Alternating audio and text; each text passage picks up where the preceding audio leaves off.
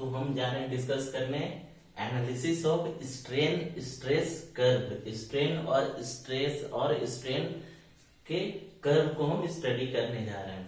हमने जो एक ग्राफ बनाया है ये कर्व जो आया है ये आया है माइल्ड स्टील के लिए। माइल्ड स्टील कैसा है? एक डक्टाइल मटेरियल है, ठीक है। तो हमने क्या किया कि माइल्ड स्टील की स्पेसिमेन को हमने एक मशीन होती है जिसको यूटीएम यूनिवर्सल टेस्टिंग मशीन कहती है, उसके जॉब में हमने दोनों एंड को फिक्स कर दिया, दोनों एंड को स्पेसिमेन को फिक्स कर दिया और उसमें टेंसाइल हम फोर्स लगा रहे हैं, उसमें स्ट्रेचिंग हो रहा है और ये हम अज्यूम कर रहे हैं, ऐसा हम अज्यूम कर रहे हैं कि उसके क्रॉस सेक्शन एरिया उसका अफेक्ट नहीं कर रहा है, क्रॉस सेक्शन एरिया सेम ही है, ऐसा हम अज्यूम करके चल रहे हैं, जबकि वो नहीं होगा। तो इसी में हम देख रहे हैं कि ये जो फर्स्ट प्योरली ब्लैक वाला ग्राफ बना है ये हम अज्यूम करके चल रहे हैं कि उसके क्रॉस सेक्शन एरिया में कोई भी डिफरेंस नहीं आ रहा है फोर्स लगाने के बावजूद, बट ऐसा होता नहीं है, उसके क्रॉस सेक्शन एरिया में चेंजेस आती है। इसलिए ये वाला ब्लैक वाला को कह रहे हैं इंजीनियरिंग स्ट्रेस स्ट्रेन कर्व बोल रहे हैं और यहां तक ये दोनों सेम होता है और इसका देखो रेड लाइन जा रहा है, ये ट्रू स्ट्रेस स्ट्रेन कर्व है। ऑलरेडी मैंने बता दिया है कि इंजीनियरिंग स्ट्रेस किसे कहते हैं और ट्रू स्ट्रेस किसे कहते हैं। तो अब हम ये कर्व के बारे में स्टडी कर रहे हैं। ये भूलना नहीं है कि माइल्ड स्टील के लिए कर्व है, हर मटेरियल के लिए अलग अलग ये कर्व होता है। तो जब हम बात करते हैं स्ट्रेस को हमने y एक्सिस में लिया हुआ है और स्ट्रेन को हमने x एक्सिस में लिया हुआ है। होता क्या है, जब स्पेसिमेन पर हम लोडिंग बढ़ाते जाते हैं, उसको टेंसाइल स्ट्रेस लगाते हैं, तो होता क्या है कि O टू A पॉइंट तक तो ये लीनियरली वैरी करता है, लीनियरली वैरी करता है। Stress is directly proportional to strain होता है हुक्स लॉ के थ्रू। तो ये लीनियर होता है कि स्ट्रेट लाइन बनता है OA तक। ये जो रीजन होता है ये OA ये प्योरली इलास्टिक रीजन है, मीन्स OA तक जो है ये हुक्स लॉ वैलिड है। अपने जब भी हम लोड यहाँ हटा देंगे पोजीशन पर आने पर फिर से उतना शेप एंड साइज को क्या कर लेगा, रिगेन कर लेगा। इसलिए ये जो है ये इलास्टिक रीजन है और OA को हम बोल सकते हैं कि A जो है आपका वो प्रोपोर्शनैलिटी, ये पॉइंट ऑफ प्रोपोर्शनैलिटी है। A क्या है? पॉइंट ऑफ प्रोपोर्शनैलिटी ना लिटी mean sigma is directly proportional to ये प्रोपोर्शनल है आपस में, स्ट्रेस जो है स्ट्रेन का प्रोपोर्शनल OA तक। अब क्या हो रहा है कि OA तक तो स्ट्रेट लाइन है लेकिन A डैश थोड़ा सा कर्व हो जाता है, A के बाद जो है वो कर्व होना शुरू हो जाता है, मतलब लिनियरली वैरी करना बंद कर देता है। फिर भी A डैश तक भी उस बॉडी में उतनी प्रॉपर्टी होती है कि वो अपने ओरिजिनल शेप एंड साइज को रिगेन कर ले after removal of the external force. तो टिल A डैश जो होता है, टिल A डैश इसको बोलते हैं elastic region. Elastic region means ये बॉडी जो है अपना ये इलास्टिक रीजन, ये बॉडी जो है अपना ये इलास्टिक रीजन है। देखो इधर ये बॉडी अपने ओरिजिनल शेप एंड साइज को रिगेन कर सकता है। OA तक ये फॉर्मूला वैलिड है, sigma is directly proportional to epsilon, stress equal to strain, ठीक है। अब OA डैश जो है अपना क्या हो गया, यहाँ पे लिख दिया मैंने इलास्टिक रीजन है। अब क्या होता है कि हम A के बाद भी उस पर अभी भी फोर्स लगा रहे हैं, अभी भी फोर्स लगा रहे हैं, तो एक पॉइंट B पहुंचता है, एक पॉइंट B पहुंचता है। अब पॉइंट B को हम लोग बोलते हैं यील्डिंग पॉइंट। B जो है हमारा वो यील्डिंग पॉइंट होता है। अब दो तरह का यील्डिंग होता है, B को बोलते हैं अपर एंड और C को बोलते हैं लोअर एंड, अपर एंड और लोअर एंड। अब एंड पॉइंट क्या होता है?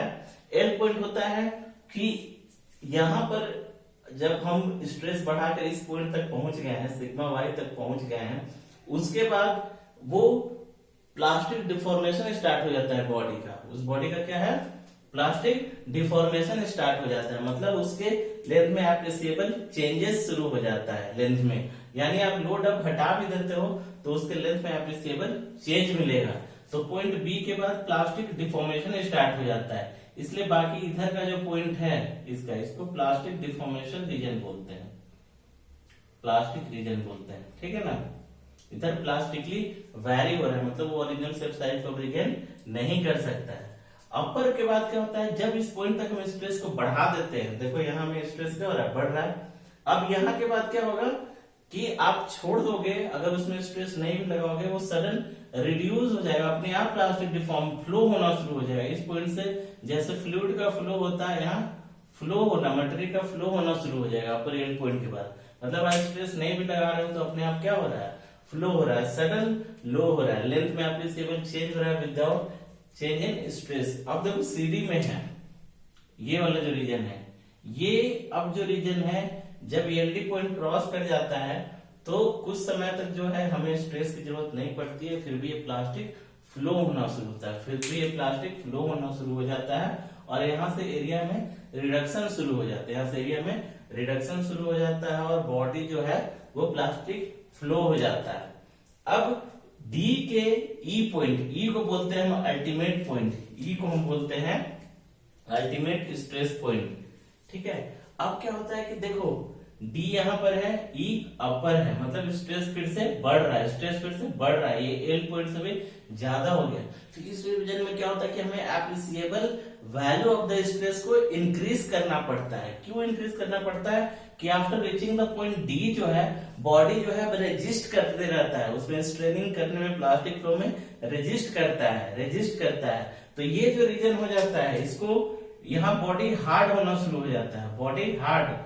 तो ये जो रीजन है इसको स्ट्रेन हार्डनिंग बोलते हैं, स्ट्रेन हार्डनिंग,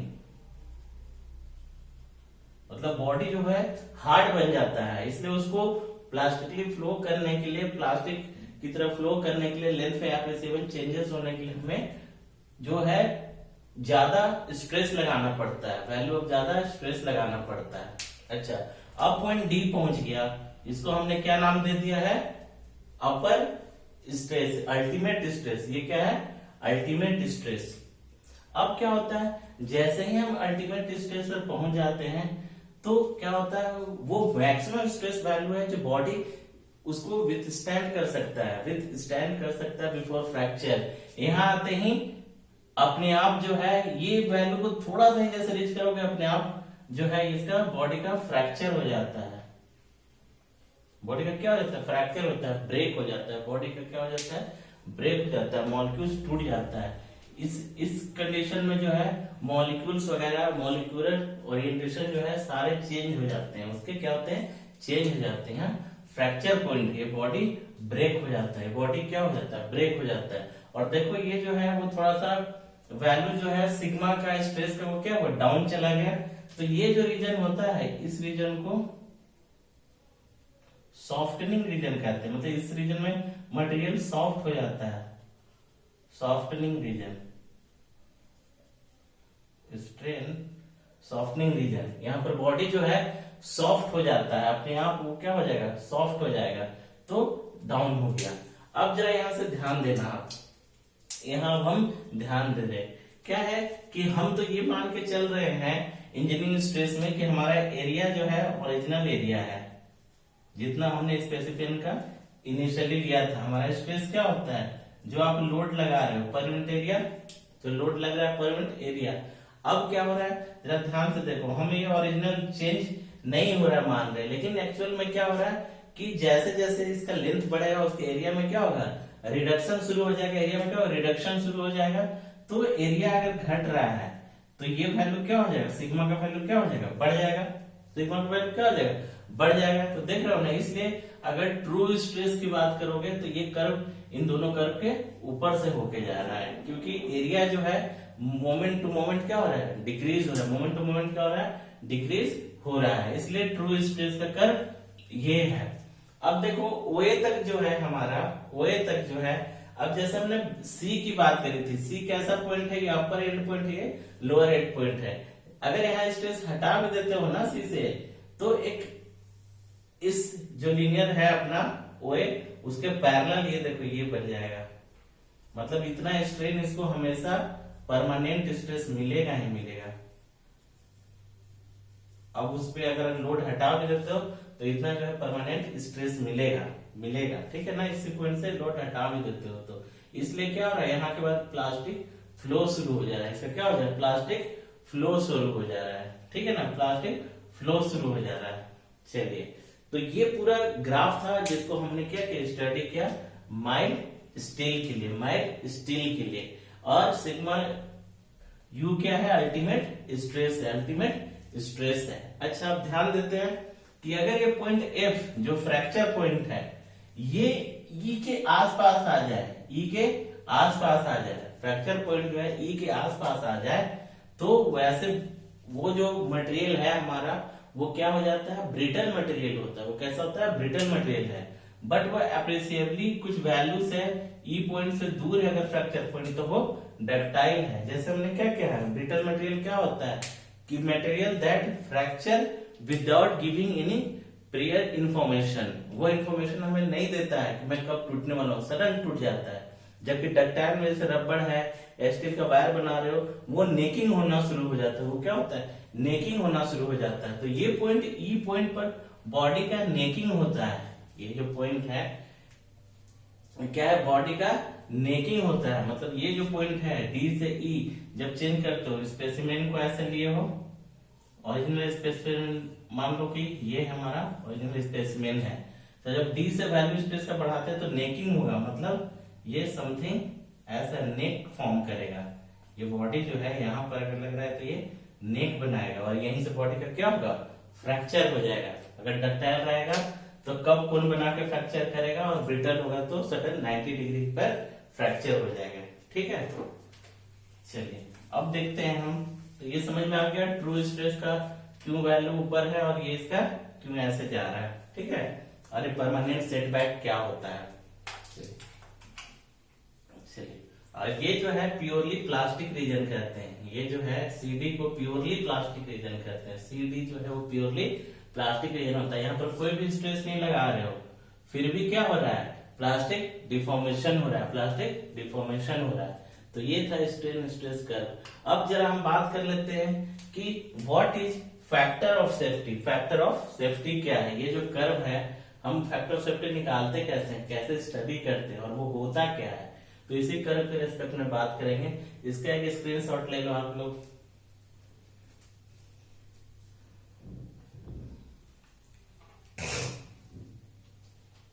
चलिए तब बात करते हैं फैक्टर ऑफ सेफ्टी की। फैक्टर ऑफ सेफ्टी क्या होता है, देखिए हमारे पास दो तरह का मटेरियल है, एक हमारा डक्टाइल मटेरियल है और एक हमारा ब्रिटल मटेरियल है। कैसा मटेरियल है, ब्रिटल मटेरियल है।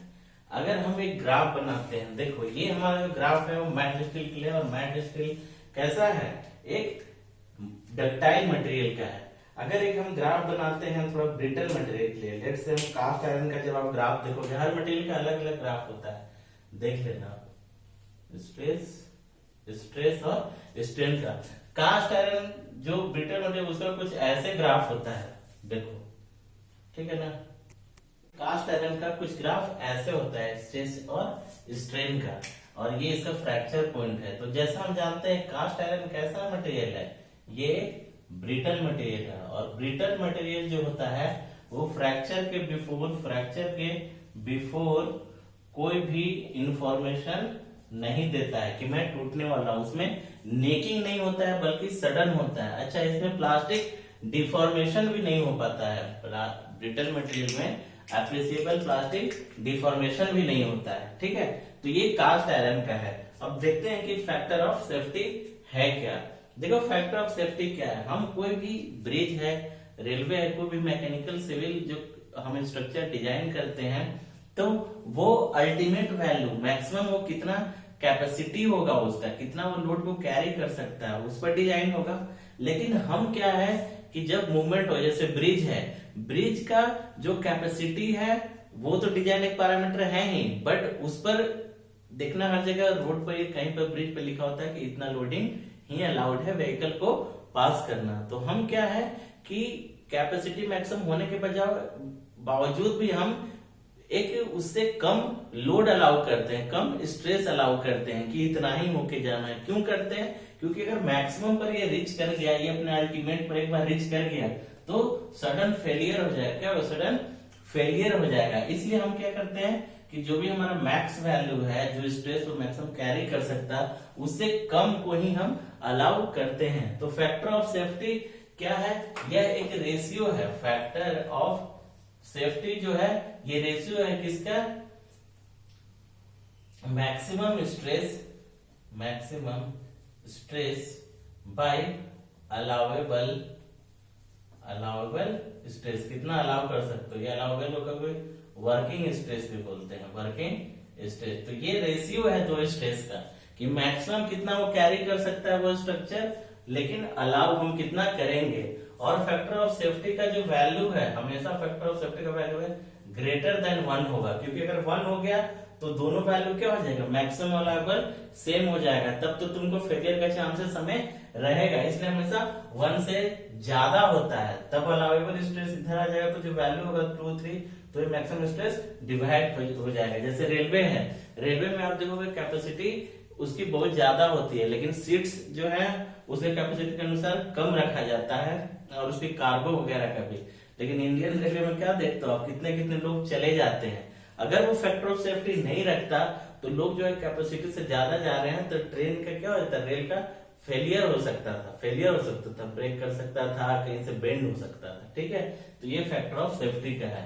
तो क्या होता है कि डक्टाइल मटेरियल के लिए भूलना नहीं, बहुत important.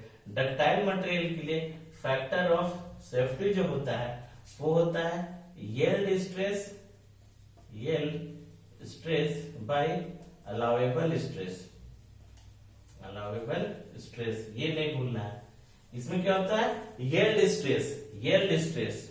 Stress by allowable stress. ठीक है, अब क्या होता है कि डक्टाइल मटेरियल में यील्ड स्ट्रेस और अल्टीमेट स्ट्रेस में क्या होता है? डिफरेंसेस होता है। दोनों में क्या होता है? सर्टन डिफरेंस होता है। हम जज कर सकते हैं कि हाँ भैया वो अपना इंफॉर्मेशन देता है कि मैं यील्ड स्ट्रेस और मैं अल्टीमेट हूं, दोनों में डिफरेंस है। इसलिए हम डक्टाइल के केस में यील्ड स्ट्रेस बाय अलाउेबल लेते हैं। लेकिन अगर ब्रिटल मटेरियल का फैक्टर ऑफ सेफ्टी की बात करेंगे, ब्रिटल की फैक्टर ऑफ सेफ्टी की बात करेंगे, तो ये ultimate stress by allowable stress होगा। बहुत इंपॉर्टेंट है, याद रखना। अब क्यों होता है कि ब्रिटल मटेरियल में जो यील्ड जो है वो अल्टीमेट स्ट्रेस जो है वो यील्ड स्ट्रेस के नियर बाई होता है, वो सडन इसी के आसपास होता है, दोनों नियर बाई होता है, क्योंकि सडन फेलियर होता है। ठीक है ना, तो उस केस में हम क्या लेते हैं? ब्रिटल के केस में अल्टीमेट स्ट्रेस लेते हैं। तो ये बड़ा ही इंपॉर्टेंट होता है डिजाइनिंग पॉइंट ऑफ व्यू से। चलिए नेक्स्ट में हम देखते हैं कि हमारे पास जिस तरह हमने यंग्स मॉडुलस पढ़ा या मॉडुलस ऑफ इलास्टिसिटी पढ़ा, वैसा ही बल्क मॉडुलस आएगा। ठीक है, शियर मॉडुलस आएगा। तो हम बहुत सारे कांस्टेंट आने वाले हैं, पॉइजन रेशियो है, तो ये जितने एक तरह के कांस्टेंट कहे जाते हैं, तो इनका वैल्यूज निकालेंगे। जैसे ये वाले में OA जहां तक प्रोपोर्शनल है ना, इसका आप स्लोप निकाल दोगे, तो ये स्लोप हमें यंग्स मॉडुलस देगा। स्ट्रेस स्ट्रेन ग्राफ में जहां तक प्रोपोर्शनलिटी लिमिट है, जैसे OA, उसमें किसी पॉइंट पर जब स्लोप निकाल दोगे तो वो यंग्स मॉडुलस देगा। ऐसे ही हम देखते हैं अदर्स कैसे निकालते हैं, उसका वैल्यूज क्या होता है और आपस में इनका क्या रिलेशन होता है।